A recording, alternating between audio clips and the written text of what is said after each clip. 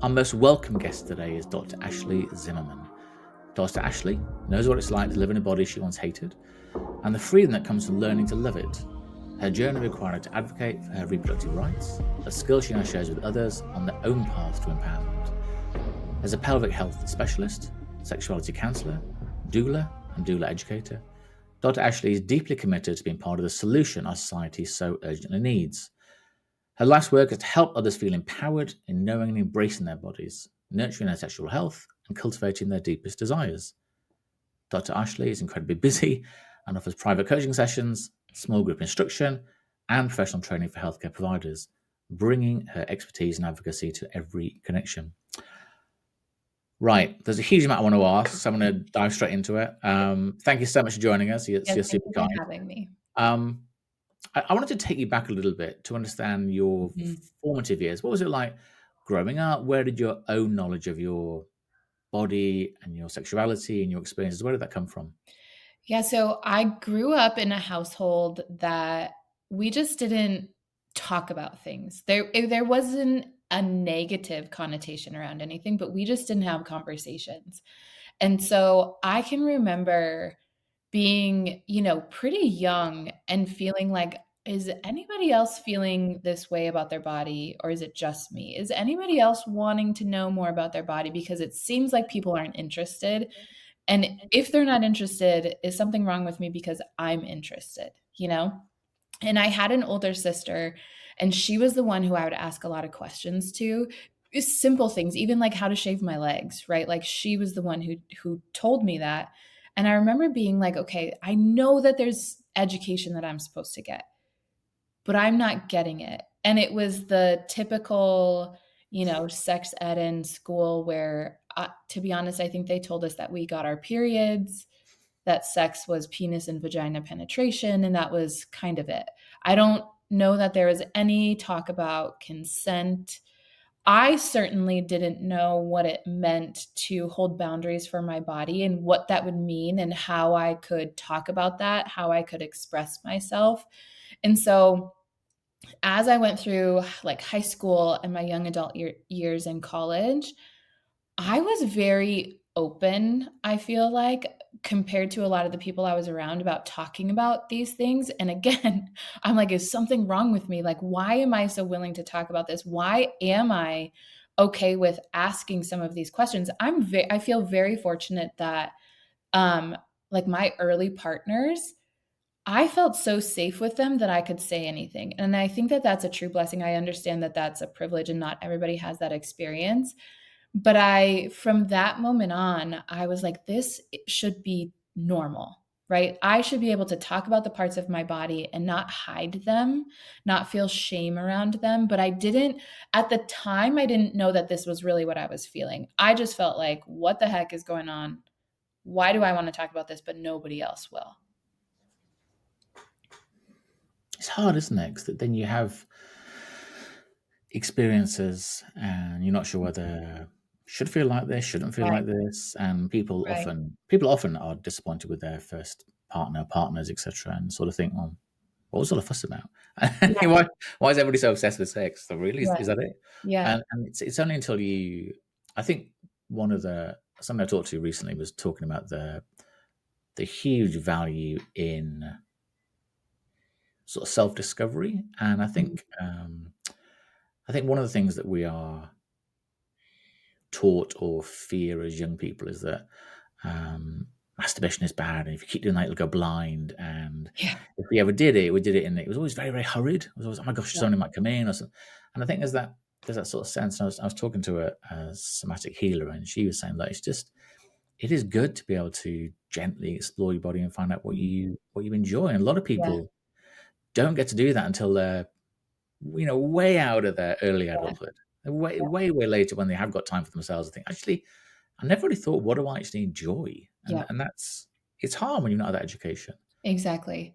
It's very hard, and I think back, like, when I was doing that exploration of myself, I felt very like I mentioned, I was always open about talking about it, but on the topic of masturbation, felt shame around it. I was like, okay, people tell me this is dirty, so like I shouldn't be doing this. This is secretive, and this is like Mm. nobody could ever know that I did this because that makes me bad, you know? And hearing people talk about it, it was okay and funny for people who have a penis to talk about it or to do it, right? It was like that was okay, but there was no way that it was acceptable for somebody who has a vulva to be exploring like that. It automatically put them in a category of when people would use terms in a derogatory way, like slut or easy or whatever word you want to insert there, which always had a negative connotation in my experience growing up. It wasn't used as an empowerment saying or anything like that. It was that equates bad. Yeah, I read some research maybe about a year ago, and it's an interview 2,000 men in the UK and the US, and 34% of the men didn't believe women masturbated. Mm, wow. I'm sure they're the same 34% of men that would say, "Well, women don't really enjoy sex. It's just Right. something that they do with a partner. Therefore, why would they masturbate? They're not enjoying it." Which is Yeah. that's a lot of people, and That's that's a lot of people. extraordinary. Yeah. Yeah, which is just quite sad. There's something on your website that really drew me to you, and it's you have a dream on your website, and I Yeah. won't read it all out. I'll let people go and find it, and I'll put the link in the notes in a minute. But the opening sort of lines of it, I did want to share because I really, really, yeah, I really understood what you're trying to say and understood the value of it, and I wanted to explore that with you. So the first few lines go, and I'll read it very badly, I'm sure. I dream of a world in which it's normal and expected to teach a young vulva owner about their body, about how to care for it, how to listen to it, and how to love it. Why do you think that is a dream and not a reality when it should be something that we should embrace and guide people towards knowledge about? Yeah. I to be quite honest, I think that people in our society, and maybe I'm speaking a bit more specifically to the American society, I think that there's a deep underlying fear of teaching vulva owners about their body. I think that when we become empowered within ourselves, that's when the patriarchy, that's when these systems of suppression and oppression are broken down. And so if they can keep us small, if they can keep us quiet, they have a easier time going about their life the way that they always knew it. And when we have, these the spectrum of genders growing and they're exploring their parts, it's accepted for people who have a penis, and we know about the bodies of a penis. We are taught how to pleasure a penis. We're not taught how to pleasure somebody with a vulva because, I mean, we kind of talked about this already, right? It's considered gross or bad or Mm. dirty, or the belief that we are just there to please the penis owner, right? Like we're not really part of it. Sex isn't really for us, or sexual activity in general. It really isn't for us. It's for the penis owner. And that belief is very much still ingrained in our society. And there are so many ways that when you don't know about your body, it makes it easier to conform. When you don't know, when you don't know about your parts, even, right? Like many people don't know that the vulva is the external structure and the vaginal canal is the internal structure, right? If we can't even teach our young kids the proper terminology of their body, as it is, this is anatomy. This is not anything ridiculous that we're trying to teach people about their body. Age appropriate education about our body is what empowers us to be our true selves, right? Like, if we don't even know the parts of our body, how are we expected to show up in a world and be ourselves? We haven't been given the chance from the beginning to have a relationship. We just kind of shut it off because we are here to please and care for others. Naturally, most of the time, a female or female identifying is brought up to put others' needs first, right? We're the nurturers, which is a Yeah. beautiful thing. The way that we can care for people and the way that we can take care of people is beautiful. And we wouldn't be here without mothers, right?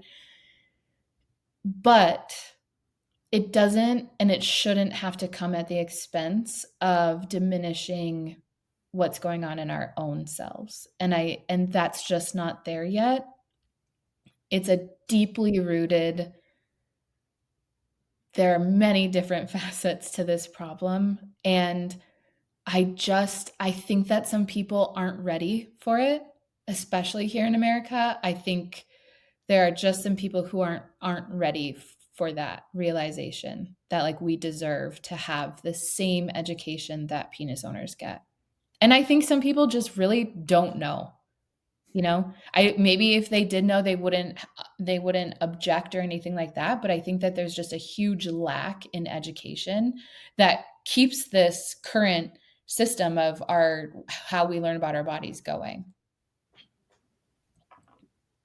Yeah, and I think somebody said that all of it was really important, but I think we need to. It is this is an anatomical health, physical discussion Mhm. we're having. This is not about what we do and how we interpret sex, or whatever. This is Right. about our bodies, and I know from research and from listening and from reading that a lot of young women in particular are very uncertain, worried about the shape of their labia, about how the vulva and vaginas come in wonderful shapes and varieties and variants, and they're all amazing. But yeah, people, oh gosh, people are very nervous about Yeah, being seen as being different because they don't know that every single one is different, right. and that's part of the joy. But that's one of the challenges that because people don't have an awareness of the Mhm. physical shape of their body, and then if they do go with a partner, and a partner might say something or might compare it negatively to something else, it puts them Yeah, so far back. And I think that's one of the challenges that we just don't recognize that yeah, everything is different. absolutely. I mean, it's we're humans, right? When something is different or new, there's a little fear that comes in with that, right? And it's how we have operated our whole existence is that anything that's new or different might be a threat. And so we need to like be kind of on guard until we become familiar, right? When we learn something new, especially if it's challenging, if it's a challenging concept, it takes us a little while, right? And so this concept of just what you just said, Andrew, of okay, like vulvas and vaginas, they're all different. We are all different, right? Of course, our body parts are all going to be different, and that's okay. That's normal. But when people aren't exposed to it, Mm, and we get that idea of what's supposed to be quote beautiful and what we're supposed to look like, right? We just don't have the exposure to know that that's actually not true. So it becomes so much easier to believe these ideals that people are forcing on us or pushing mm. on us, those agendas. Yeah. So from your time at high school, being very curious, your time at college, Mhm. more curious and thinking, gosh, am I the most curious person out there? How did that lead to you formally stepping into the world of sexual health and physical health? And how have your personal experiences shaped your Mhm. passion for what you're doing? Mhm. I remember sitting things like this are so this is one of my favorite things about being human. Because I remember sitting in high school at lunch, sitting at a table with my friends, and I had this thought like, "Huh, I'm gonna work in sexual health one day." And that was the thought, and then it left, and I was like, "That is weird, and I don't know what Mm, that means, and what the heck am I gonna do?" Right? Well, so fast forward, I went through college, I went to physical therapy school, which mhm. I just kind of, to be honest, ended up there. I got an idea in my head, like, "Okay, I'll be a physical therapist." And then I just didn't change my mind. I didn't, but I didn't love it. That was the thing. I didn't really love it. I went through school and I was like, what did I do? Um, Now I understand that it brought me to the world of women's health. And so I started to go down that road. And that is where I treat pelvic floor dysfunction. Um, so naturally, there's a lot of people who are pregnant and postpartum, and that was a big chunk. But the other big chunk of people who just found me, I wasn't advertising this, they just found me, were people who were having pain or lack of pleasure with sex. And I was like, well, okay, this is like, these people are finding me. I am very passionate about helping them. It's so rewarding to help them. And it's not even about, okay, yes, if you want to learn how to have better, different orgasms, let's talk about it. But the true magic comes when they know how to be within their body, because that's when everything changes. When they can understand and truly feel what they want out of life, that's when all the magic happens. And so it was it was a roundabout way. And I had these little messages, these little pings ever since I was in high school, that like, okay, this is where you're going to be. But I didn't know how I was going to end up in this space. But it was through this path of working with the pelvis. I mean, it's like natural, right? You can't really talk Yeah. about the pelvic floor without talking about sexual function. And I just started, I would ask all my clients, and it wasn't ever weird for me to talk about it with them. And I think that that's what made them comfortable opening up, because I wasn't like, okay, I'm going to ask you some weird questions, or like, okay, we don't really talk about things like this. But I just would say, like, are you having any problems with sex? Right. And it's like, let's talk about it. You don't have to, but if you want to chat about that, like, I'm here and I'm open and we can find some solutions for you. Um, so it's been, when I reflect back, it's been really cool to see, like, okay, you kind of always had, or I kind of always had this like understanding that there needed to be more people talking about it. I didn't Mhm. fully know my place or what that meant when I was growing up. And to find that my professional career naturally led me to this. And so that's when I wanted to just be able to help my clients better. And so that's when I went through the sexuality counseling program, to get more education and to be able to like really dive deeper for my clients. Hmm. Yeah. So, as well as a doctor of physical therapy, pelvic health specialist, sexuality counselor, you're also a full spectrum doula. Could you explain to Mhm. the listeners what a doula is, in case they're not sure? Yeah. So a doula is, commonly people will know a birth doula, Yeah. which like a labor support. So it's like an advocate for the birthing person during the pregnancy and labor process, and then postpartum. Also, you can have Mhm. a postpartum doula too. Um, It basically is just that. It is your advocate. It's your emotional support. We provide physical measures, comfort measures, but also the emotional, the spiritual, if that's what you need, support through it. And for any partner or any other person that's in the room helping the birthing person. We're kind of like, we can help communication between whoever the physician is, or whoever the person delivering the baby is, and the birthing person, to make sure that like their wishes are kept as much as we can at the forefront. Obviously emergencies happen and decisions need to be made quickly sometimes, but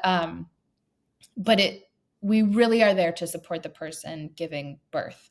There are, though, other types of doulas. You can doula anything. We like, in the doula world, there's this joke like, once a doula, always a doula, and you could doula anybody through anything. So there are doulas that help with divorces. There's divorce doulas, there's abortion doulas, miscarriage doulas, there's fertility doulas who just are there to support you through your fertility journey. If you're struggling, there's death doulas to help the transition in that way. And it's honestly, I mean, every time I talk about it, I still get chills, because it's such you get invited into these very sacred moments in people's lives.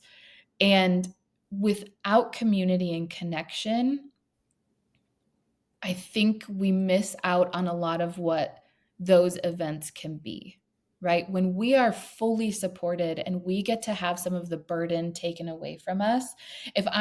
For example, if I'm working with a person giving birth and the partner is there, if that partner is male, they're kind of wired to be like the protector, right? They get into that space and they're like, I don't want this person to die and I don't want this baby to die. And that's kind of like their number one thing. And sometimes they don't really know what to do, right? Like, they're like, what the heck is going on, especially if it's their first experience. And I get to be there to help support them, support the birthing person, so that they can offer things that the birthing person actually wants and is actually helpful, you know? And sometimes it's me being the one to say, like, hey, partner, why don't you go get some coffee and I'm going to do the hip squeezes now, right? Like, I'm going to help support this person. You don't have to leave them alone. I'll be here with them, and I get to help answer questions, things like that. Like, we just get to have such a deeper connection to the experience if we're emotionally supported through it. Mm. Yeah. Yeah, it's funny as you were saying that. So I was feeling quite emotional, and I wasn't going to tell this story. It's not really a story, but so with our first child, our beautiful daughter, who's absolutely fine and is 18 now, so all good news. So obviously, I had no idea what was going to happen. My wife knew a bit more than me. We went to all the classes, all the things about breathing and panting and holding hands and mopping brows and that sort of stuff. We had a birth plan and everything else, all these clever things you do, and packed our bags and stuff, and everything seemed fine, at least from my angle. And then, so suddenly towards the end, it was suddenly from having a midwife and a doctor in a room, there was suddenly like 8 or 10 people in there. Mm, The daughter came out with forceps, which is absolutely fine. But then as I found out later, my wife retained a placenta. It didn't come away naturally. So they just sort of rushed her away. And mm, um, I remember being left in this room. Obviously, the mm, wheel right in the bed, without being overly graphic, and there's blood all over the floor and bodily fluids and things, and my daughter sort of laying in this small, I don't know, cot type thing. And yeah, I didn't know if my wife was going to come back because nobody said mm, anything. They just said, we've got to deal with this now. And they obviously, medically, I totally appreciate it's an emergency, go and deal with it. But yeah, I was left there with my daughter, and mhm, I knew nothing about babies at all, to the extent where so my daughter's laying in this little cot thing, and I wanted to get her a baby grow or something to sort of put on. But that was about 15 feet away. And in my complete naivety, I was scared that somehow my daughter would sort of roll over or crawl off or something. Uh, She's literally just been born. So I mhm, had one hand here trying to hold the cot, and one hand here trying to reach the baby grow. Because I had no idea about any of this. mhm. And then obviously she came back and it was all fine and everything else. But oh, sorry. I do Yeah, think having somebody there that is um, an advocate and has yeah, seen this and done this from a and I don't need more medical people there. Just somebody that right. can say, "Hey, it's okay. Mhm. It's okay. This is probably what's happened. Yep, We're doing this for this reason. Your wife's right. going to be fine. You just go and dress the baby. I'll be here." Yeah, That would be so. yeah, That would have been so joyous to have that. Yeah. So, and it's not something that I guess the medical profession here, at least, they don't talk about. Oh, and we've had great experiences with doula. It's only if you happen to know somebody that maybe mhm, has used a doula I've spoken to somebody like you, and I go, actually, no, that could be really good. And yeah, so that would have been so. It would have changed the experience, I think, yeah. because my Well, memories of that birth. My wife doesn't remember it, which I guess is maybe mm. one of the reasons women keep having children. They don't remember what birth's like. And then when my son came along, that was absolutely fine. And that Yeah, was, just two of us in a room and sort of popped out and it was all good. But yeah, yeah, that experience stuck with me for the sort of the next 3 years when we were sort of waiting and thinking about having mhm, another child. And then, oh my goodness, will it be the same again? And yeah, so yeah. it's sorry, I'm No, just no, no. your Wow, question. no, You just brought it all back, and it was thank you I'm for glad sharing you did. that. It just illustrates, right? Think, because you can have that was kind of an undesired outcome, right? Like, nobody wants to be rushed off or see the No. person that they love hemorrhaging, right, and losing Mm. blood. But people can go through experiences like that and still come out on the other side feeling very taken care of and supported. And Yeah, that's the goal, right? We can't, there emergencies happen, and we can't, being a doula, I can't prevent those types of things from happening. But what I can do is make sure that when you saw your wife leave the room, that you had somebody to say, "Hey, guess what? We're in the literally the best place for yeah, her to be taken care of right now. They get to do their job, and we get to just be here with your new baby, and I'm here to support you." Right? That changes everything for people, and it helps them understand, like, hey, this is how these next few moments are going to go. Right? It takes away that unknown, because again, that unknown is so yeah, scary. Right? And on the other hand, for your wife, having somebody there who could say, like, hey, you got this baby out. Your job is done. You did amazing. You did perfect. And now all you have to do is focus on healing. Let your body rest, let your body heal. You know, like we deserve to have that. And our ancestors had that. Yeah. You know, as we moved birth into institutions and to hospitalizations, we lost that connection. And so doulas are here to help bring some of that back, to bring the humanness back into these situations. And it's the most beautiful thing.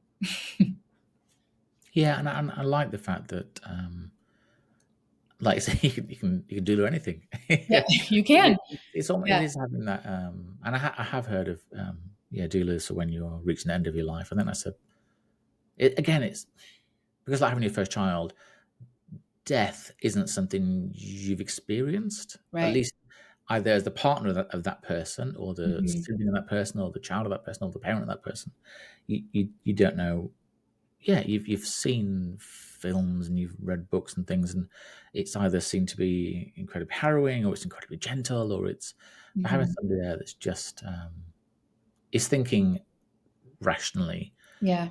and is helping to regulate in the most positive way your emotional state. I Yep. think is yeah, I would huge advocate for anybody listening to, yeah, to look into to having a doula when they have that sort of life experience, for sure. Mhm. One thing I didn't ask you at the beginning, and you referenced it actually when you said about sex education, was it was explained it was a penis goes in the vagina and that's sex. I hope that most people know that that isn't sex. So I say a lot of the work you do around the sort of pelvic floor and things, you want to be in a place where people can have the sex and intimacy that they desire, whatever that Mhm. looks like. But I do think that there's a lot of pressure or expectation on sex being, yeah, an insertion basically, Mhm. and not thinking that kissing, touching, stroking, whatever is as much part of sex as anything else. That it almost feels that we say build to a climax, but I don't mean it in that way. All this is like, foreplay or whatever. I was getting out Yep. of the way, then we can have sex. Yep. Not thinking how do you guide people when they come in and their expectation, belief, etc. is that sex is sex, as Right. opposed to being this sort of, yeah, not journey, but breadth of Mhm. experience. Yeah, good question. So, one of my favorite things to go through with my clients is a what is sex worksheet. Um, because ultimately, I get to decide what sex is for me, and you get to decide what sex is for you. Most of the time, like you said, we have this belief or we've been taught that it's penetration. Most of the time, that it's penis and vagina penetration.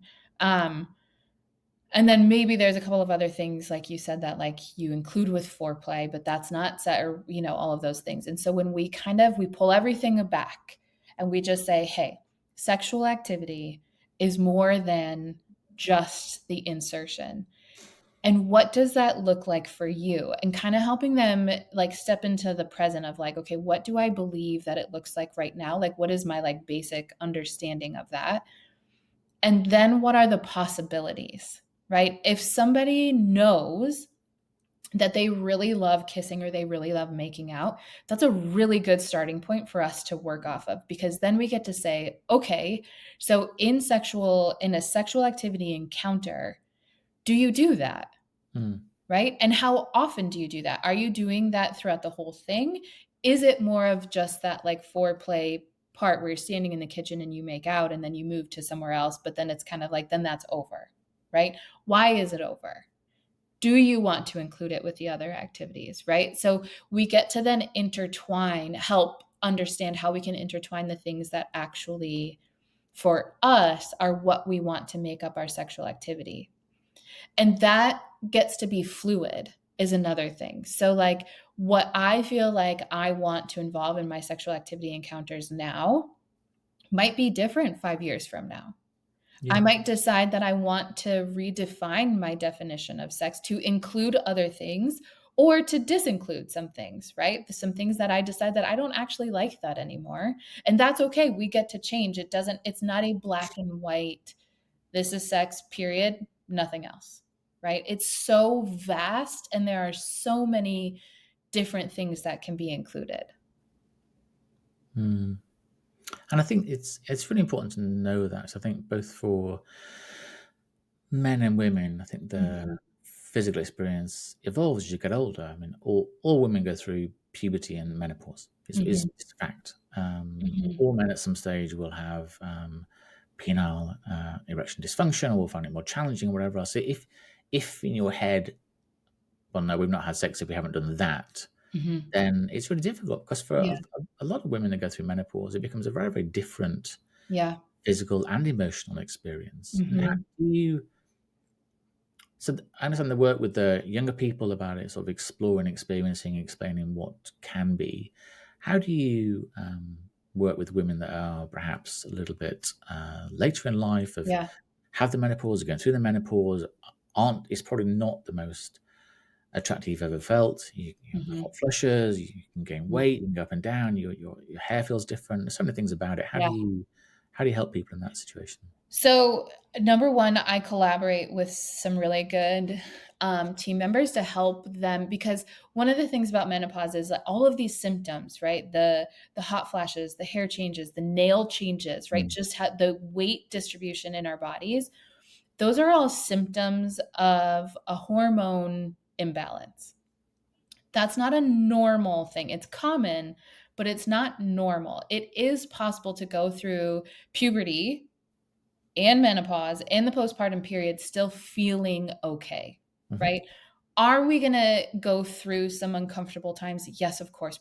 Yes, that's just life, right?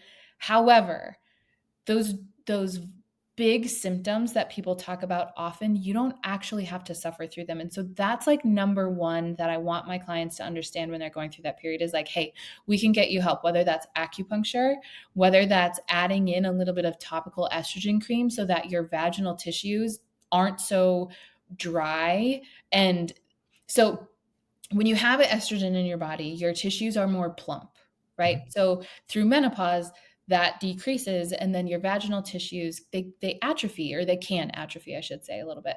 So there are things that can be helpful for that. Most people, though, get the message of, hey, I'm going through menopause, so this has to happen. This is normal. And I, quote, just have to live with it because it's a part of getting older, when in fact, that is quite wrong. We can 100% support you through those symptoms and make them less so that you get to go through feeling more like yourself, right? Because when the hormone fluctuations are what throws off these like self-image things, right? When we're not able to think clearly, Mm. we're seeing ourselves through a fully, it's like we have a different lens over our eyes that we're seeing ourselves through. So that's number one, is I want to make sure that they have a team that is actually listening to them about what their symptoms are, and they have a team that is addressing those symptoms appropriately. If they're just saying, here, try this blanket medication or supplement, whatever it is, but they're not really focused on what my client is actually telling them they feel, that's a red flag for me. And it's time to find a new support person. And I will gladly help them find, someone, because navigating healthcare systems can be tricky.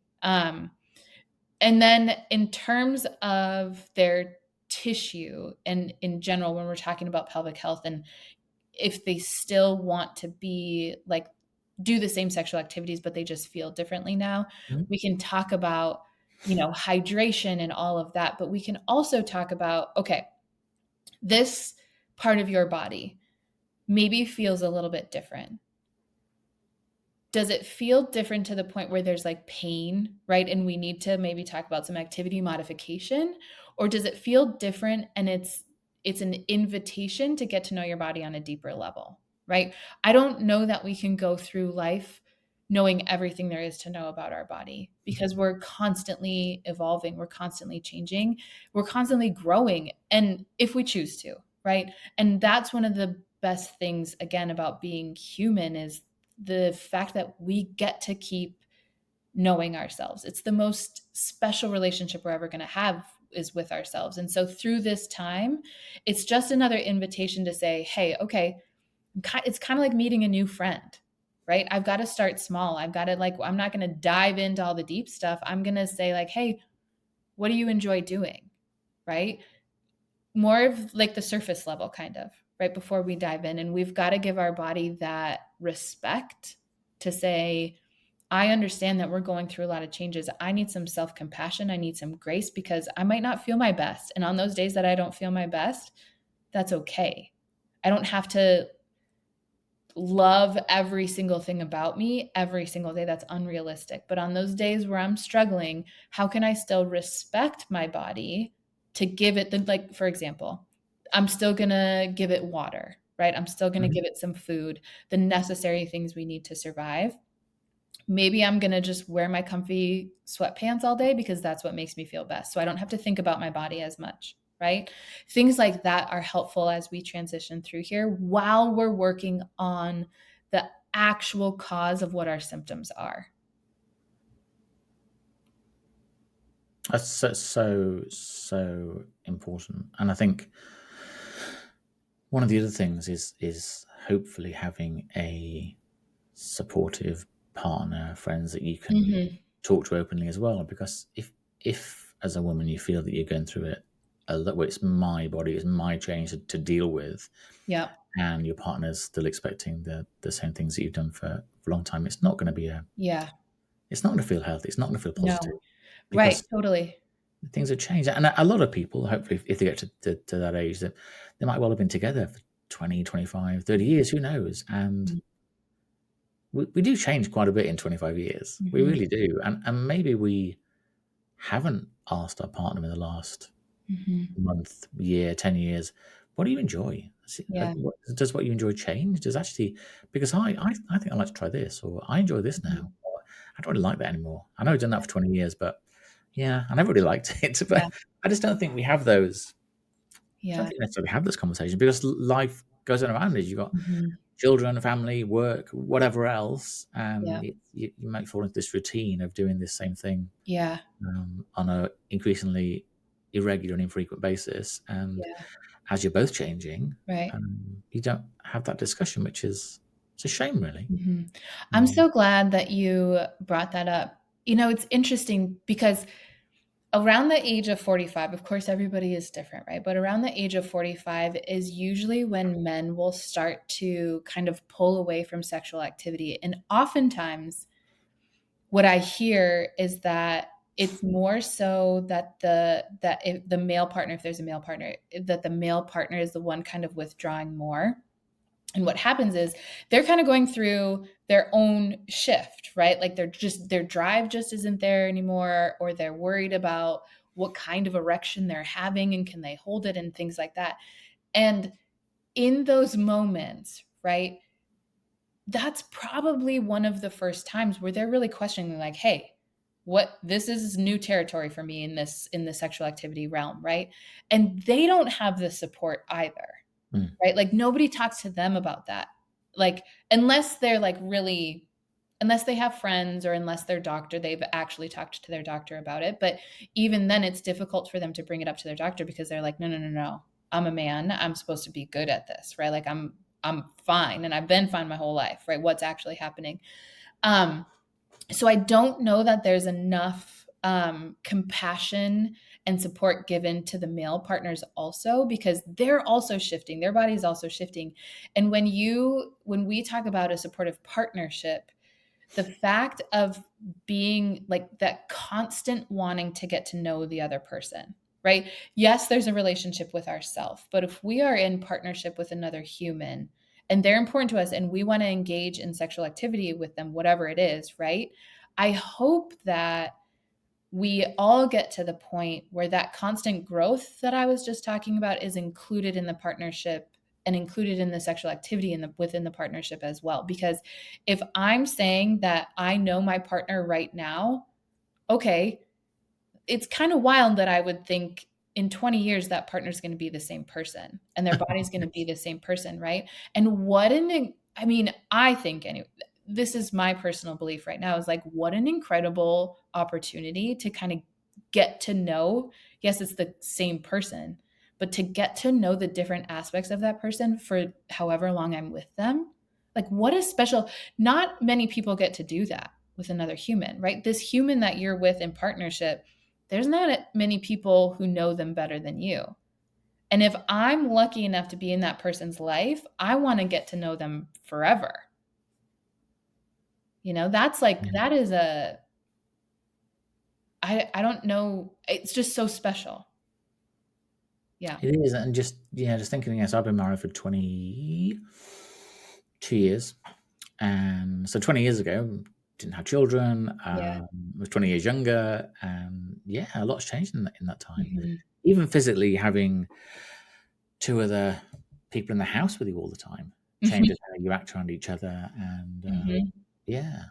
And I've been thinking quite a bit about how things will feel when we have that sort of, do you call it empty nester in the US? Does that make sense? Yeah, that's what we call Yeah. it. Yeah. So when as I said, my daughter's leaving to go to university this fall, my son will go in a couple of years, and it's suddenly look at each other and think, oh gosh, we've been literally doing all this stuff Yeah. for the kids, and we've always maybe put them first, and we've been taxi drivers and nursemaids and cheerleaders and everything else, and then suddenly Mhm. it's like, oh gosh, two of us. Mhm. And if you haven't had those discussions about change, etc., yeah, I can understand it can feel quite, Yeah. I forgot, scary actually. Yes. Yes, I wonder what it would be like when it's just the two of us. Um, yeah, do people ask about that? Yes, they do often. And it's one of the big pain points for a lot of people that I work with is that empty nest, because you just are pouring into these kids, these other humans, right? And Mm, when we do a good job raising little humans, we raise them to be okay on their own, right? yeah, Like that's the goal. That's the I know ultimate it's goal. weird, isn't it? We've Yeah, raised them. It's like all animals, I guess. We just yeah. keep them for a lot longer, Yes, and then suddenly sell them exactly. into the wild. Yeah, Yeah. And so there's that going on, right? Like this human that you have poured everything into for 18 years or however long, and they're going off to whether it's a job or college or wherever they're off to, and they're okay. There's the oh my gosh, but they don't need to call me 5 times a day, right? Like, are you sure that they're okay, right? Like, I don't need to cook them dinner tonight. What does that mean?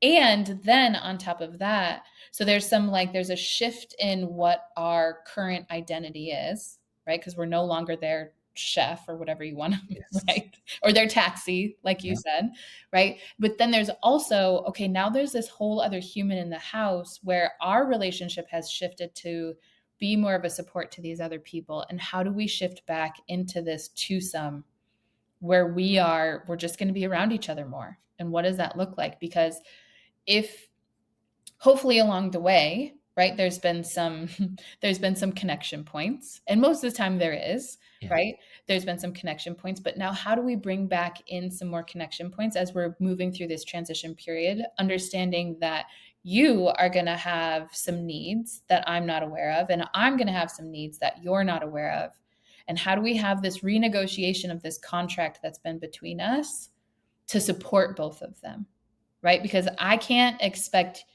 you to know what I'm feeling. Like maybe the fact that I'm not cooking dinner for them every night is killing me inside. Mm. And that's the biggest barrier to me moving forward with any kind of intimacy because I feel empty because of that, right? Maybe for you it's something totally different, but I don't know if we don't have these conversations. It's almost like sort of learning to date again, isn't it? Yeah. Mhm. Gosh, I think of, yeah, when we first got together, and it's sorry, I feel like I'm getting free therapy. So Yeah. I know everything you say is, oh yeah, I do remember that doula. I do remember that empty nesting, and definitely. But it is that you yeah, when you're sort of dating, and that's the only person you're caring about, and it's so much, you get so Mhm. much into that relationship and everything else, and then over time relationships differ, your relationships with friends evolve, with work evolves, with the family and children obviously evolves, and with your parents, grandparents, etc. And it's yeah, suddenly you've got this, if you look at it in one way, great opportunity to, yeah, reimagine, re-evolve, re-energize Mhm. the next 20, 30, 40, 50 years, which is an Mhm. amazing opportunity. But Yeah. it's just, yeah, I can imagine it can go it can go one way or it can go another way. But I Mhm. think, again, I do think something that we're still not very good at in the UK. I do think talking to somebody, a sort of Yeah. third party, Yeah. is a Can be so is a good helpful. thing to do. Yeah. Yeah. Another thing too, this is true for this transition that we're talking about now, but also somebody who is new to sexual activity and is Mhm. trying to like explore whatever with themselves or in partnership. We're not just naturally good at it, you know? And so we have to practice, right? So when we're having conversations with our partners about what we like or what we don't like or what we want to try, right? If we're waiting to feel really, really good and practiced at it, we're going to be waiting forever. And I think that's one thing that in this transition of like the empty nest phase, that is really hard because now we're like fully adults, have been living in this adult life, raising other humans, right? But now we got to go back to something that we might not be that good at, right? That renegotiation of, hey, this is where I'm at with this particular topic and I want to try this. I'm not really interested in this anymore. Like we don't practice those conversations. And so there's going to be some fumbling through it. Some things might come out and you're like, that is not what I meant at all, actually. Like, how do I say this more clearly? Right. And so, but we don't get better if we don't practice, right? And this is where a third party, a person helping you through these conversations can be really helpful because they help provide like the pauses of like, okay, let's pause, let's let this sink in, let this person process, and then we repeat back, this is what I got from that. Is that what Mm. you meant? Right. And then we can clarify. Um, Mhm. and then if you're now interested in trying something else, that might be completely new territory to me, right? And Mhm. so how do we navigate that? Because the first time we do that probably isn't going to feel it might in some cases feel super comfortable and we're amazing at it, but it might not. And if we're not good at it, it doesn't mean it's bad. It just means it's new and we got to practice. Yeah, it's like a lot of things in life that I don't know. I might decide I want to be, I don't know, I want to be tied up or whatever, and I might have been thinking about that for the last year, 2 years, 3 years. It might have always been there, and I suddenly spring it on my partner. It's the first they've ever heard of it. So it's not that they are for or against it. It's like you've been building up to this for the last 5 years. Yeah. I've got to know. I've got to know. What do you mean? Yeah. Yeah, is it handcuffs or what? What? Yep. It's yeah. So I think there's almost that by the time you get to the nerve to sort of blurt it out, it's like, and when the person doesn't exactly react exactly as you want them to, Hmm. oh, so you don't want to try anything. You don't want to, and it's Yeah. well, no, I've just not heard of this before. I've Right. not thought about it myself, and and I think a lot of it as well is environment and space, whatever. Mhm. Is a very, very different between having something very rushed before you set off for work, or when it's sort of late at night, you're both tired, compared to a summer afternoon where the sun's up and you just got plenty of time. And I think a lot of people sometimes have their best sex on holiday or in hotel rooms or whatever, because it's just different, isn't it? It's Yep. a different environment. It's Yep. not that same. You're looking over the shoulder, think, oh, I need that pile of ironing later on. I've got that washing needs to be done. It's just Yep. a different space, really. So Yeah. yeah, it's just the importance of communication, and that doesn't just mean saying something. It Yep. means thinking about what you want from a particular situation, Mhm. and having that conversation, Yeah. not just yeah, blurting out you want to be tied up or whatever. Yep. Um, Something else about you mentioned before that as we get older, our bodies change, and obviously as we're young, our bodies are evolving, and that's evolving very, very quickly. And I read and you no actually no I read it on your website actually, or one of your posts, that extraordinary. And I looked into this and I thought, well, not that I disbelieved you, but I thought, is there any other sources? And I did Yeah. find exactly the same sources. Mhm. And nearly 80%, so that's 4 out of every 5 American girls ages 17 are unhappy with their bodies, Mhm. which is, first of all, is incredibly sad. Uh, Mhm. and But I think very understandable because of the continued portrayal of particular body shapes and sizes as being preferable. And you do hear the words body positivity, and Mhm. talk about not fat shaming people, and something that wasn't even talked about when I was younger. So you feel that in one way we talk a lot more about Mhm. being positive and being accepting, etc. But in reality, if 80% of girls just before they become adults don't like their bodies, how do we change that? Ugh, yeah. So, Yeah, if, I if, if you're going to fix all that, that'd be great. yeah, yeah. I you know, I love that people are talking about this more. Mhm, I love that there is so much more out there about body positivity and all of those things. What I think part of the big problem is, though, many of these people who are talking about body positivity are not free within their own body, and so it's fake. It's surface, right? It's I'm gonna say that I am body positive and I love my body, but I don't feel free within my own body. I am it's the person who is providing a fully balanced meal for their child mhm, and sitting at the end of the table eating their iceberg lettuce salad, right? Because they need to restrict themselves, right? And there's many things that go into all of this, but I think that we want so badly to feel like we are accepting of every single kind of body and most importantly our own, but we're not doing the work to actually get there. We don't mhm, actually know ourselves to the level that we need to know ourselves to be able to really say that I am free within myself. Because when we're free within ourselves, that is when we get to really make a change in body positivity because we will feel it within ourselves. We don't just speak about it. We have to mhm. be able to feel it. And if we don't grow up with a woman in our life who is free, right? We don't have any examples. And when you look around at what you see on social media and you see portrayed in movies and all of the things and the characteristics that are considered beautiful, and others that are not. It doesn't matter how much you talk about the ones that are not that being actually Yeah. beautiful, right? It doesn't matter how many times somebody tells me like, "No, that body shape is beautiful." If I'm not free within my own body, there's no way I'm going to believe that. And if that person who's telling me to believe these things is not free in their body, my I'm not going to be able to accept that, you know? And so the only way in my eyes to move through this and to actually make a lasting change where our younger generations, because it's not getting better for them, it's getting worse because Mhm. of the inundation of things that we see on social media. It's just that it's everything is just in our face too much, right? Yeah.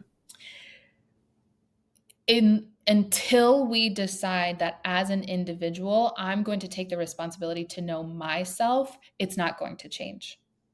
We're just going to keep maybe hoping for different, maybe pushing, we're going to repost the body positivity stuff. We're going to repost whatever it is to make somebody feel good.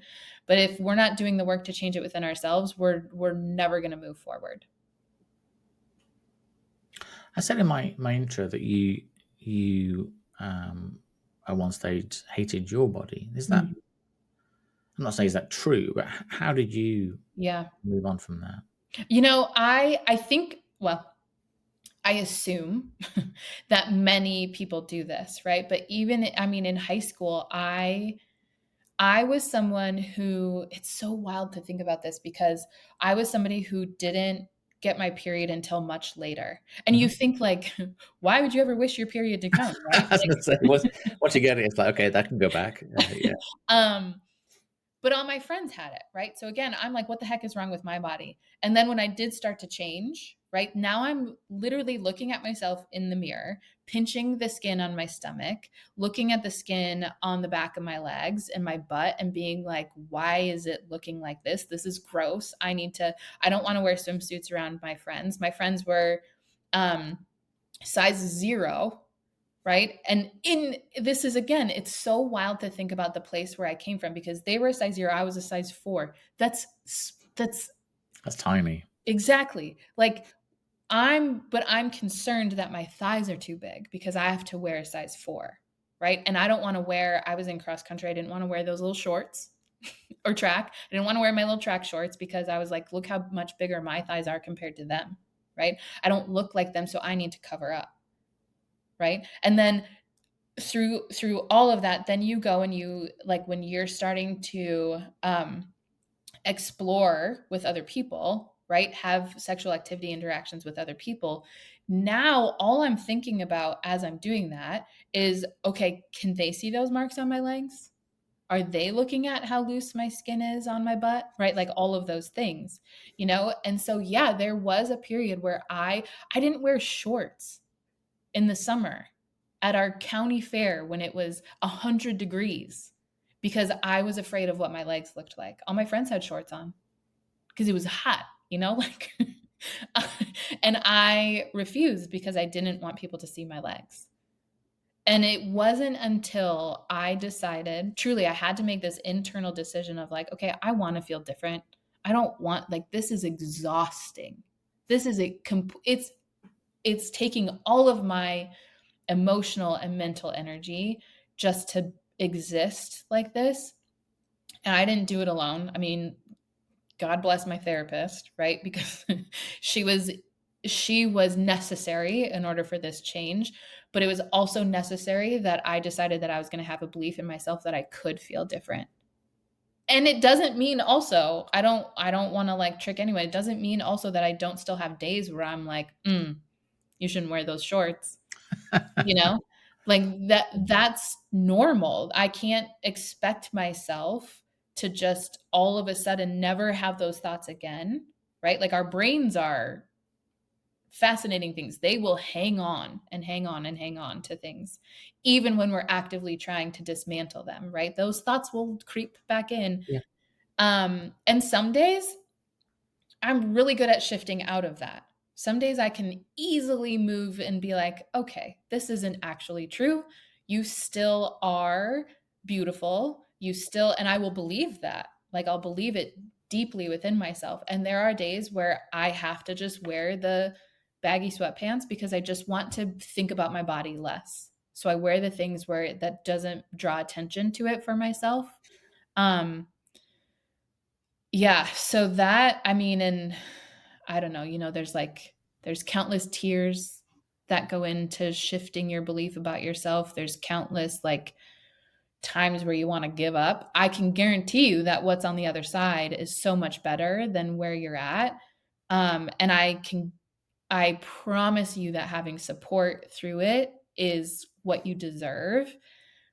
But there also has to be that like that decision to want better for yourself because nobody can do that for you, you know? Yeah. Well, thank you for sharing that. Yeah. And yeah, a couple of things on that. So I think, firstly, I think if people, instead of talking to themselves and changing their belief, if they approach it by trying to change their physical nature of how they look, I think it's probably very rare that person becomes any happier, because Right. no matter how, and we Right. see it a lot with people that sadly get very ill with different eating disorders and things. No matter how skinny your thighs are, you won't believe it. And if somebody had told you when you were 18, 19, 20, 21, whatever the age was, but actually you're beautiful, what are you talking about? Mhm. It doesn't matter. It doesn't Right. matter what anybody else says to you. Right. It's how you feel in yourself, and that's the same. And I'm sure it's worse. I know it's worse for women. It's the same for men. Uh, Mhm.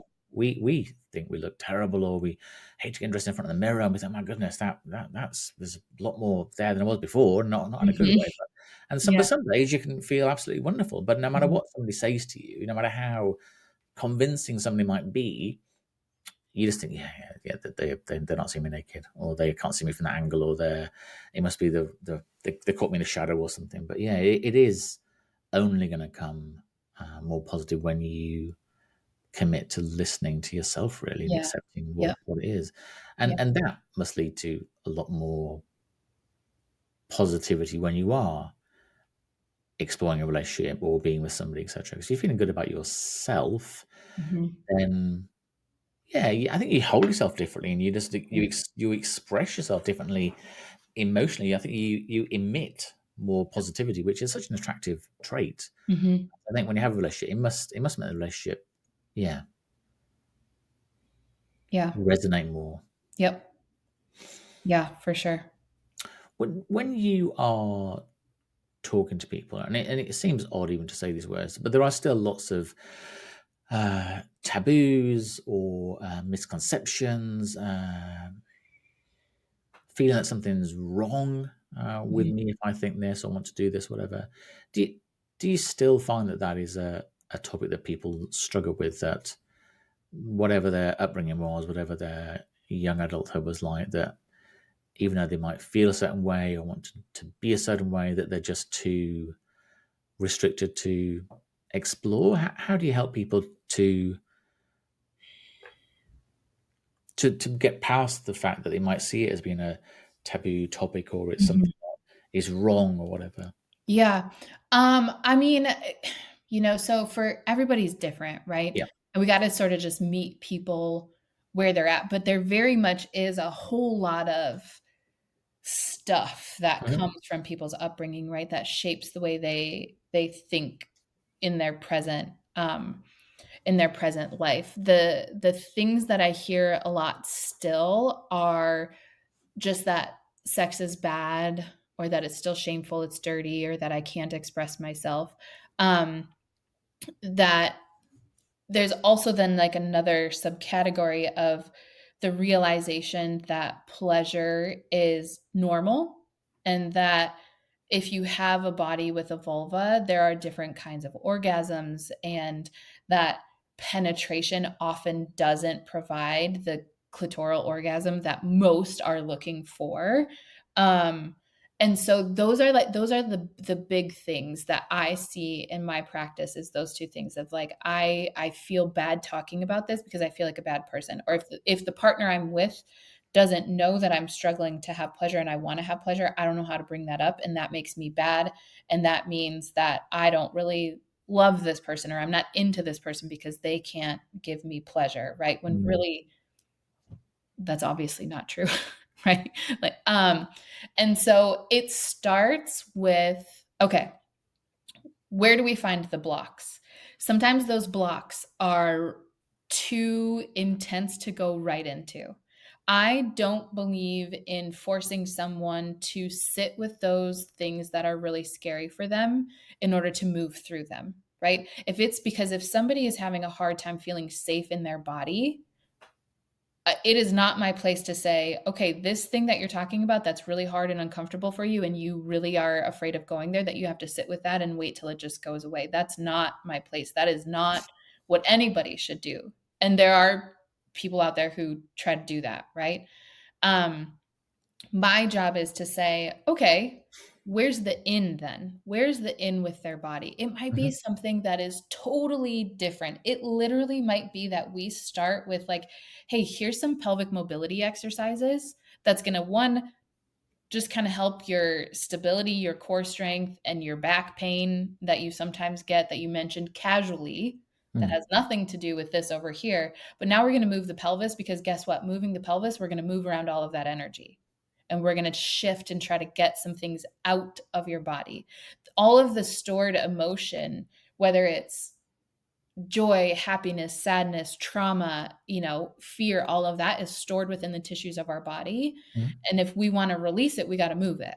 Right. And so, in those instances where somebody's really having a hard time, my goal is like, okay, we got to get their physical body moving to help wiggle some of that out. We don't always have to know. I mean, I'm sure a lot of people hear like, okay, if you could go take a yoga class and you're doing a bunch of like hip opening exercises, emotion can come out. Yeah. Yeah, and people will be like, "I don't know, I cried in this yoga class." Yeah. Um, or I got really emotional and I don't know why. We don't always have to know why. When those moments come, it's like, yes, okay, something is leaving that doesn't need to be here anymore. I don't need to go sit. If I don't, we might know immediately what we're feeling and where it came from. But if we don't, that's okay. We just get to let it flow through our body. And then it's like, sweet, I don't have to carry that anymore. My body just did its job and it released it. Amazing. Now Pretty soon that starts to happen more and more, and we're moving our body when we're shifting some things. Now I get the message of like, hey, I'm ready to talk about this one thing. Or hey, this is what I noticed when I was having this sexual activity encounter. I was able to actually feel a little bit differently into my body. That's never happened before. I noticed the presence of myself on that bed. I could feel my full body connect into that bed, where before I was kind of like I was dissociated. Now I was in the moment. I may have had a bunch of thoughts come in, but I was actually in the room. Like that's an improvement. And so we start there sometimes. Sometimes we can dive right in. But I'm not going there if that person in that body in front of me isn't ready for it. Mm. Yeah. This is a terrible analogy, but it's almost like you're clearing out the garage or the attic. You've got to get everything out of the Yes. way before you can get to the thing you're looking for. You can't Literally. just clamber over everything and get to that Mhm. thing because it's impossible. It's so much easier to move other things out of the way. And I do Mhm. think as our as our lives have got more sedentary and most people sit down a lot, I can feel myself now bending over as I try and sit. I'm bending over, so I'm sort of leaning into you, but I'm sort of just sit Yeah. up more. I think we do, our bodies are more and more uh, yeah, you can almost visualize how restricted we are. And if we Yep. don't, yeah, allow ourselves to physically, but also through our breathing to let things in Mhm. and out, I think there's so Mhm. much. It's good that we are learning more about those sort of things, about releasing things, exactly as you say. And you can be in a yoga class and suddenly and burst out laughing or feel a Mhm. different emotion or whatever. But Mhm. just oh my goodness, it's somehow something's been Yeah. released. And I do think we do. And I read a really good book a while ago. It's called "The Body Keeps the Score." It's Yes. Oh, about okay, and it's so about good. how yeah, for people that haven't read it, just try and read it 'cause it's about how our physical body and our tissue and our cells carry trauma and experiences from our ancestors. And Mhm. it might sound sort of wishy-washy, or whatever, but it's not because our bodies carry all these things. And for so long, we've either looked at the body and our physical health and fitness or our mind Mhm. and not really thought, well, actually, yeah, they're quite connected, really, aren't they? And I think Mhm. that's it's so Mhm. much power in being able to release something you might not even know you're holding on to, and Yep. something that you yourself haven't necessarily experienced directly, but you have it within your body, and it's something that, like you say, it causes that blockage really. And if we can do that, and I'm a huge advocate of acupuncture and Reiki and lots of other things that Mhm. do open up different channels and do create different emotional experiences really. So I think there's a lot. We're really only scraping at the Yeah. very beginning of that, but I do think there's a lot in how our bodies, because naturally the DNA works that way. And if you think about I don't know, think about pets. It's only a few generations ago that dogs were wolves, Mhm. and even a dog now that grows up with its parents and doesn't see any humans, it still knows to be friendly towards humans and to be a pet, Mhm. so to speak. So Mhm. that's got to be in their DNA, in their cells, and it's the same for Yeah. us. We carry Yep. things in ourselves that we're not aware of. Yeah. Yeah, exactly. I'm so glad that you mentioned the generational carrying because I am this is just an invitation for anybody listening to just go and look some things up about it because it's a fascinating and it makes I mean it's just there's the science behind it first of all is there. So if you are a Yes. sciencey person, you can get that. But it's just incredible to think really like our bodies are capable of this. Our bodies are carrying not just the trauma and I yes, our bodies are carrying the trauma from the generations before, but our bodies are also carrying the medicine that we Yeah. get from our ancestors. And one example like it's like okay when you're sick for example you always go to the same kind of tea, right? That's not Yes. and maybe you don't know why, Mhm. right? Or maybe it's like your mom did that and you don't know why your mom did that, but it's like you're sick with this kind of sickness and you get this kind of tea, right? Yeah. That's an example of like, okay, this has been passed down. This is what my family line does. When we're sick, we do this to care for ourselves. That's medicine that you're receiving from your ancestors. And how cool is that? Mm. Right? Like that wisdom that is carried also is just a true gift. Yeah, I think there's a lot more. Yeah, I really want to explore that a lot more. Yeah, And I it's think really cool. because, like you say, the science is there now, so it's not a case of really. It's Mhm. that it's a case of, well, just exploring what it means for you. Yeah, But yeah, it's good that people are starting to explore that now. yeah. Um, do you think, as a society, we're becoming more judgmental of people, or Mm. are we more open now? Hmm. Oh, great question. I feel like I want to live in a world where I'm a bit delusionally optimistic about this question. Because I really my whole life, I've just really always wanted to believe in the good of people. I Hmm. think, the current state that the United States is in has has been there all along. Um, I think that there is just more platform for the voices who are becoming, well, I shouldn't say becoming, who have always been judgmental. They're just now Yeah. speaking it out. And so I I used to think that we were becoming more open-minded.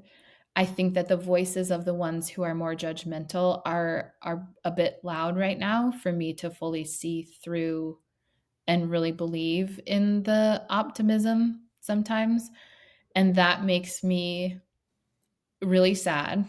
Truly, it makes me really sad, but I see things like the rallies that are happening where people are still, Mr. Rogers, you know who Mr. Rogers is? Mhm. Okay.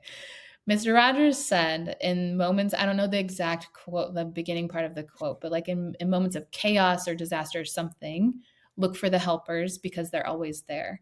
And that is the thing that's been getting me through all of this is I'm going to keep looking for the helpers because they're there. And they are the ones showing me that we still can be open-minded.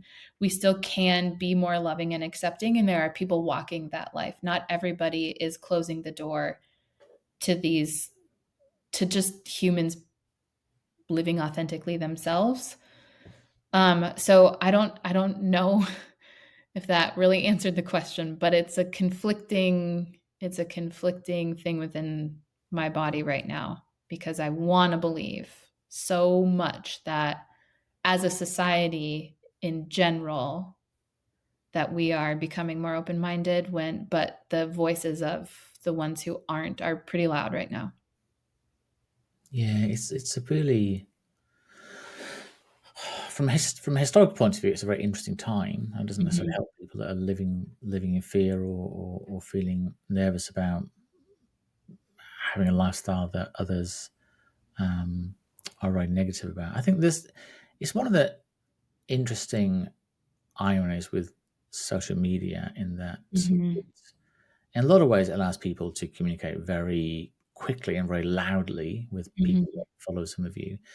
In other ways, it allows groups of people to connect. So I've got quite a few friends who identify as trans or non-binary, or in same-sex relationships, or whatever, and they say the great thing with it is they connect with people who feel and say and think exactly the same as they do. They don't Mhm. live in their small town or their village Right, or their country even, and they right. could never do this a few years ago. So on one hand, it's very, very good for Mhm. allowing those groups to sort of form and be able to communicate, and for you to know that there's absolutely somebody out there that feels and thinks exactly the Yeah, same as you. yeah. And believe me, it's more than one person, it's more than 10, it's more than a Mhm. thousand. But then on other platforms, it's these super loud voices that just shout Yeah, without necessarily thinking what they're saying. So yeah. it is that, yeah, that almost dichotomy, that on one hand it's a very, very good thing that brings us all together. On the Mhm. other hand, it's very, very bad things. It allows people to sort of shout and make sure everybody's hearing them. Yeah, Uh, yeah, yeah, but I think in all countries, I guess the things change quite quickly. I guess yeah, 2 years, 4 years, 6 years, 8 years, whatever, things just evolve, and hopefully there are enough checks and balances in place to make sure that things don't yeah. change too dramatically. But it's back to what you've talked about all along. It's how you, as an individual, feel about yourself, and that Mhm. you know that you are the right person for yourself. Know that you have absolute value and integrity, and you're a living and compassionate person, and believe that. And that hopefully nothing changes that belief about yourself, because Right. no matter how somebody else believes or sees you or perceives you, if you believe and perceive and see yourself as who you want to be, Mhm. that's almost enough sometimes. But it, Yeah, it again, it often requires somebody else to have that, help you have that dialogue with totally. yourself. Yep. Yeah. Yeah, I agree. Mhm. Um, so just sticking on social media for a second. So one of the things that changed, and these weren't around when I was dating, thankfully, the advent of dating apps Mhm. and meeting people online, etc., which is all great. People don't necessarily meet their partner at work anymore. I did, but a lot of people don't, and dating apps are Mhm. a great way to connect with people. Do you think that's changed the landscape a little bit? It's changed how intimacy, sexual relationships, promiscuity, connection, does it change in the advent of how we connect with somebody? I mean, yes, I think it definitely can. I think that on one hand, right, it allows you to meet people that you would have never come in Mhm. contact with before, which Yeah. is so cool, that you have that opportunity. I think kind of the theme of what we've been talking about, though, is it depends on how you yourself are using the app, right? If you are speaking from a female perspective who has used the apps, right? Mhm. You encounter so many people who are just looking for a hookup. And Yeah. to be honest, if that's what you're looking for and you say that that is your goal, you are not looking for a long-term relationship, you're not looking for monogamy, you're looking for XYZ. If you Mhm. say that up front, go for it. I think that that's incredible that you can say exactly what you want. It's up to me then to decide if that's going to work for me, right? If I'm looking Yeah. for a monogamous relationship, that's probably not the person I should engage with because I'm just going to find myself maybe hurt or, like that's just not, but that being said, it's really hard, right? Because you might think that this person looks really fun. Their hobbies align with your hobbies. Their interests are your interests, right? You find them attractive. You think they're funny, and so you want to connect with them. Mhm. But if you're connecting with them under the premise that you're looking for a relationship and they're not, there's a very big disconnect in the contract that's going to be written here, you know? So that's where I think people get themselves into trouble is they try to shift or they want to be like the cool laid back girl, right? Where they're like, "No, I'll just go along with it. Like that's fine. That we can just have fun and play around and do whatever, but that's not actually what I want." Mhm. Now it's 2 weeks down the road and we're realizing that like, okay, this person really does just want to hook up and now I'm sad but I didn't have to participate in that, you know? I think it's hard when, I think it can bring up some, like, rejection problems, right? Yeah. If people are saying no or people don't wanna meet or they're ghosting us, that's a big thing. I think ghosting is an interesting topic because if I've met you for a week and you ghost me, you really didn't owe me anything, you know? But we can take that ghosting and I don't owe you anything. If I decide that after 3 conversations, I don't really wanna have a conversation with you, would it be nice of me to say, "Hey, I'm just not interested?" Yes, but I think a lot of people are afraid to say those things, right? And so we can hide behind the screen and just, like, delete the match, and then we never have to see them again. The human decency piece of it would be to say, like, "Hey, I'm not interested." So I think social media brings up these things, and we get used to just again deleting the match and never talking to them again. That can sometimes translate into real life then if we go on Mm. a few dates with somebody and then we just like stop talking to them, right? Like we should probably tell them like, hey, I'm not seeing a romantic interest here, like nothing against you, right? But ultimately, even in that moment, it's up to me to understand that my worth isn't tied to what this person thinks of me, right? Just because I'm not this person's person doesn't mean I'm bad. Just because they're not my person doesn't mean they're bad. It just wasn't a fit. And when we get like that instant gratification of somebody liked your profile, somebody liked your profile, somebody liked your profile, right? We're like, oh my gosh, oh my gosh, oh my gosh. And then somebody doesn't want to continue. We're like, what? Yeah. What happened? So I think it shifts the way we have to move through things like that. Like if we're having those like internal like stomach drop feelings anytime somebody doesn't want to go on a second date with us, or they're ghosting us, or they're like not continuing the conversation, we've got some internal work that needs to happen to allow ourselves not to, because you don't have to feel that way. The ultimate thing is like you don't have to feel like that about yourself just because somebody doesn't want to go on a date with you. You know, Mm. they're just not meant for you. Or if they want something different, right? Like that whole back to that whole thing of like, if I'm looking for a relationship, and I'm trying to make a relationship with somebody who has flat out told me, or their actions have told me that they aren't looking for a relationship, they don't want monogamy, if that's what I'm into, then like I better not go down that road any further, or I'm just going to keep finding myself hurt.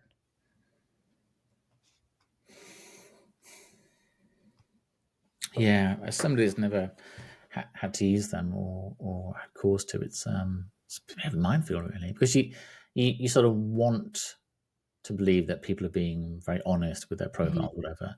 But mhm. if you see a picture of a guy and he loves long walks in nature, theatre, curling up on a sofa, enjoys long weekends away, whatever, and then you get together and you find all he actually wants is just sex, and then move on to the next thing. It feels Yep. yeah.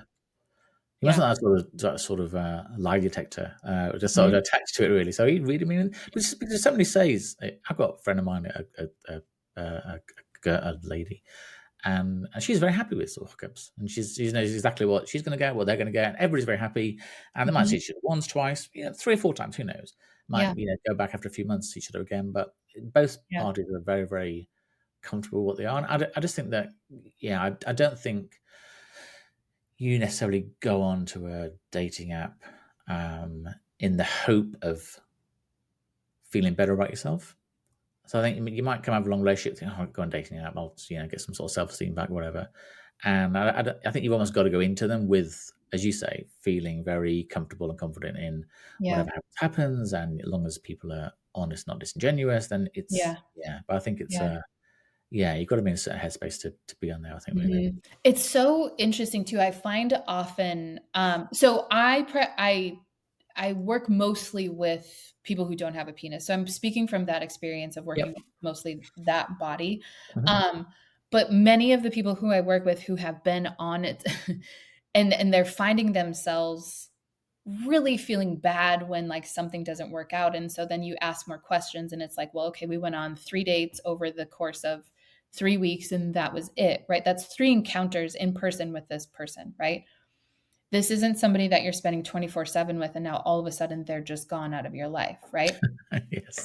But it's almost like they need the permission to say, okay, even though I'm dating this person or going on dates, I should say, with this person and I'm getting to know them, I still have full autonomy over myself and I get to also decide if I want to keep going with them or not.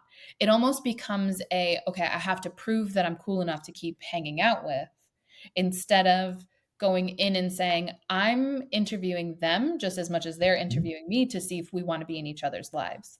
And I find that is so interesting because I don't know what makes us do that other than like we want to just please other people, right? We Yeah. want to be we want to fit into their world more instead of seeing if they fit into our world also.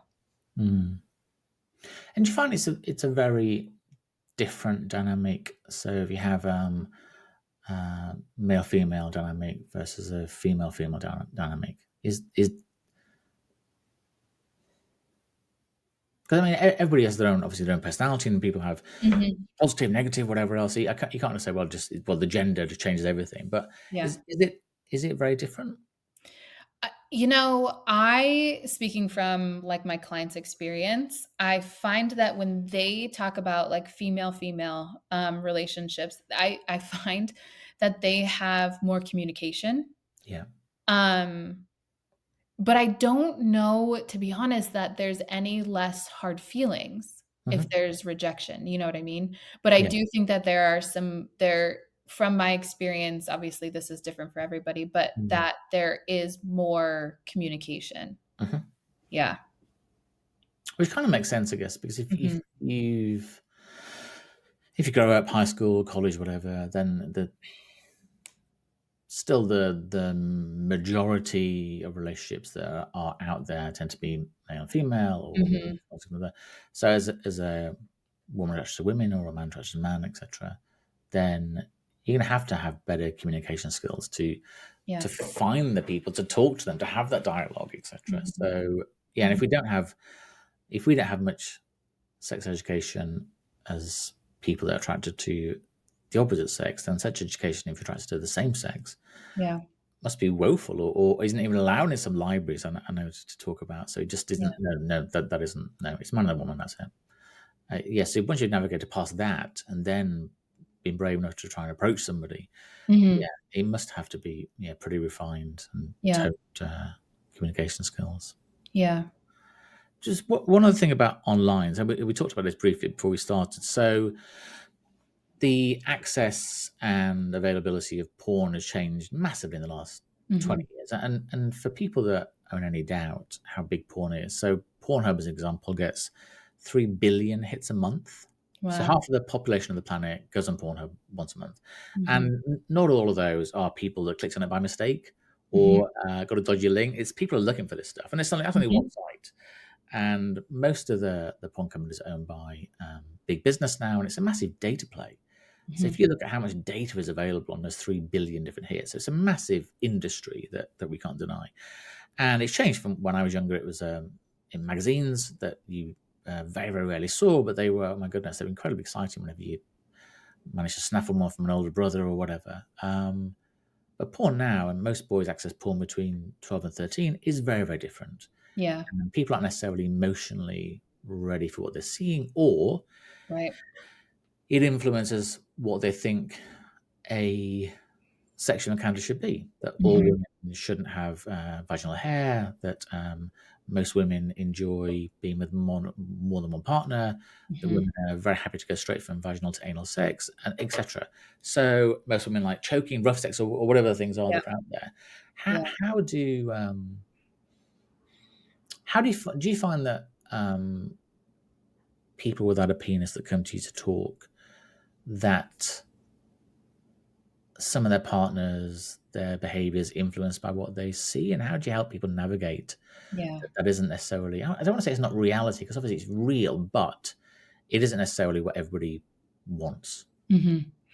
Um, Sorry, that's a very no. complicated question, but yeah, you'll have a great answer, I'm sure. Well, I think sometimes that the my client is actually the one who is putting the belief on what sex should be also. I don't know that it's always Yeah, the male yeah, that's very counterpart. fair. Mhm. Um, because I think, and we talked about this briefly before we started the interview too, of like, this isn't a place for education. Porn is entertainment, Mhm. right? Entertainment, there can be educational parts of entertainment, but in general, entertainment doesn't hold a lot of educational value, right? And so one of the things, very simply, this is actually, so it kind of ties in like birth and my doula work and pelvic floor and sex and all of that. When somebody is, so our vocal cords, the muscles in our throat, Mhm. are very similar to our pelvic floor muscles. They look almost identical, and you can Google images of them. Our larynx and our vaginal canal, like the structures are very, very similar. So, one of the things in porn is you hear like the high pitch noises from the female partner, right? What that does is actually tense things. And if we're tensed in our vocal cords, we're tensed in our pelvic floor, which inhibits an orgasm. Mm. So, likewise, in birth, when you get to a certain point in labor, it's like the primal instincts of that birthing person take over, and they're like deep throated sounds that come out. right? It's like the Well, humming. if people listening to this haven't been in a birthing room, they are noises that you didn't believe a human can make. And you won't. And No, if you ask somebody to do it and they're not in the birthing room, mhm, they don't even know where to start with making that noise, because it is, like I right. say, it's something that our cells are going to stored within us. Yes. That's what we Yeah. need to do, that to get this big release. Absolutely. Yes, and they do that to help the pelvic floor relax so the pelvic floor can get out of the way so baby can come out, Hmm. right? So, and what we see in birth scenes on TV is like high pitched screaming, right? It makes for better TV. It makes Yeah. for better entertainment, right? Nobody wants to hear those primal sounds because it would, So where's the remote? Where's the remote? Yes. um, so in porn you see that though, where like this is one of the pieces where you can really educate because there's a lot of performance based participation on the female part in sex because we want to make that other person feel like they're giving us an orgasm and we're really enjoying it, right? So the performance based often includes high pitched noises because that's what we see, right? Mm. When in reality, if there's more of a deep, now you don't have to make like the deep primal sounds when you have sex, right? But even if you just sit and practice humming, you'll feel Yeah. the vibrations in your throat, right? That relaxes your vocal cords. Mhm. That in turn relaxes your pelvic floor. So Mm. thinking about even just connecting to, and this is going back to masturbation, this is something you can practice while you masturbate. Practice making those deep throated sounds while you're masturbating and notice the difference, right? Mm. So it becomes more of this education of like, okay, porn has its place, Mhm. right? But again, when we can differentiate that from reality, and one of the big problems that I see is that because, like you said, people are experiencing porn 12 years old, like that is wild because they're not able to differentiate what is real and what's not. And we're not giving them the education, right? Piece of Yeah. it. Think about if we talk to these kids about, hey, this is porn and this is what it's used for and it's entertainment and it has its place and there's ethical forms of porn Mhm. and there are very dark sides of porn where like people are forced into it, right? That's not everybody, but it's there. And here's the education of what is actually this is what you can expect. This is what consent is. This is what continual consent is. And if they were able to differentiate that from the beginning, that would really help dismantling then the problems that are created with it afterwards. And females need that education also because they're seeing this and they're like, oh, that's what that girl's doing. Okay, I got to do that. Right. Yeah. Because they're not in their own body. They maybe don't know how to orgasm, but that's what it looks like. So I'm going to just pretend. I'm going to perform, you know? Mm. Yeah. I do think it is something that, if we can't get it from our education system, that parents, carers, guardians should be able to talk to their children about. Because it's something I've tried to talk to my son in particular about, is that sort of continued consent and all the different things, and how it's. I know I'm sure you've seen this, but just be aware that, because if we don't have those conversations, then you're just setting them up for lots of expensive therapy down the line, because Mhm. they start off this thing, and yeah, it doesn't need to be embarrassing. It's just like Right. it's a physical action. I think the way Mhm. you described it, and even then I was sort of silently humming, and you can sort of feel the vibrations through your body. It's Mhm. not just in your throat. You can feel the vibrations down your spine and yeah, Mhm. and your hips, etc. So I do think there's a lot. Yeah, there's a lot more that can be explored and talked about without feeling any embarrassment. Because why? Mhm. Yeah, why should you be embarrassed? Really, it's Right. just I something that, know. I yeah, know. something that we do, and hopefully we can Yeah. find time to enjoy. Yeah. I did say at the beginning, are you okay for time? But I've talked for so long. Sorry. I just have No, we're good. two more things I did want to Okay. ask you. Yeah. So one is, are you a very much a here's the here's my 5 year plan, here's what I'm going to be doing, or are you a life will evolve as it evolves and whatever comes comes? What do you think the next Mhm. 5 years maybe might look like for you? I I used to be a very much like, "This is my one-year plan, this is my Mhm. 5-year plan, my 10-year plan." Um, Did and they then work out? No, the um yeah, if you told me that this is where I would be right now, Mm. I would be like, "What? That's wild. These are my plans." I find that when I make those big plans, um, it just life has a way of working out for your best, right? Yeah. But in a very different way. So truly how I like to approach things now, I still have goals. I Mhm. still like make goals and things like that.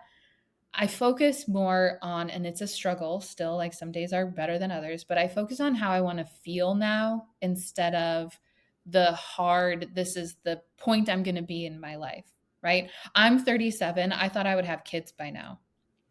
I still believe that I will have like one or two kids, but I no longer am attached to, I was supposed to have kids by the time I was 32, right? Like I had everything planned out.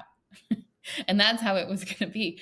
And the way that my life has transpired has been so beautiful. I couldn't have written it any better. And I want to just feel a certain way about my life. I want to feel a certain way as I'm moving through life. And that's what I move towards now. If something is making me feel good, I go towards that. I Mhm. try to cultivate more things in my life that make me feel that way.